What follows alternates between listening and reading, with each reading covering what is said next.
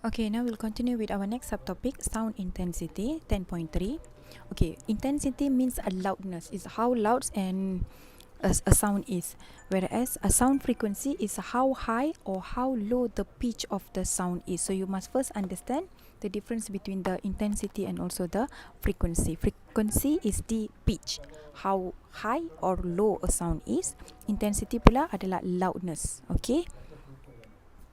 Alright, by definition, intensity is defined as the power carried by the wave per unit area of wavefront. So in terms of equation, I is used to associate the symbol intensity is equals to power P over area A. So the power here has a unit of watt and the area here as a unit of meter square.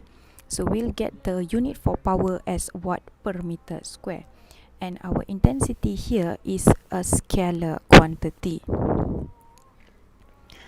Okay, power is a scalar quantity. Alright, and then sound travels in all directions. So bila kita tengah bercakap, contohlah saya tengah bercakap sekarang, saya punya bunyi akan bergerak ke depan saya, belakang saya, kanan saya, kiri saya, in all direction.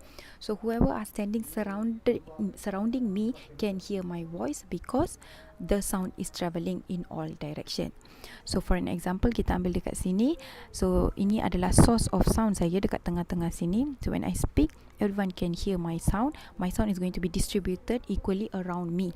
So area that the sound is going to travel here adalah area of sphere. So my intensity here becomes P over 4 pi r square as I'm using the area of sphere. Power pula sama dengan energy over time.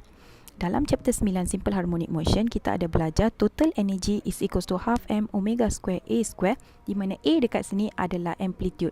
Alright, as you can see dalam equation intensity kita ada a ni adalah area. Dalam equation energy pula kita ada a square ni adalah amplitude. So total energy is directly proportional to the amplitude square here. So kita ada 2a dekat sini, jangan confuse Alright, now I'm going to substitute my E into my I here.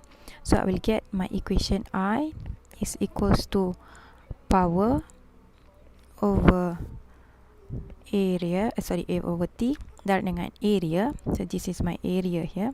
So power sekarang adalah energy half m omega square a square. A dekat sini adalah amplitude bahagi dengan T over area saya, area.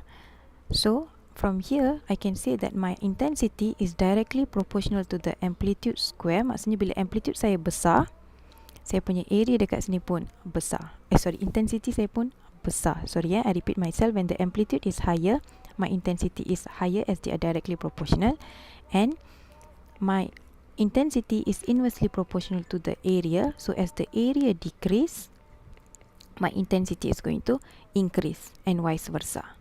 Alright. Okay. M, omega ni semua adalah constant, T pun adalah constant. So benda yang akan ubah ataupun akan affect our intensity adalah amplitude dan area sahaja. So to conclude here, my intensity is directly proportional to the power, and power is equals to energy over time.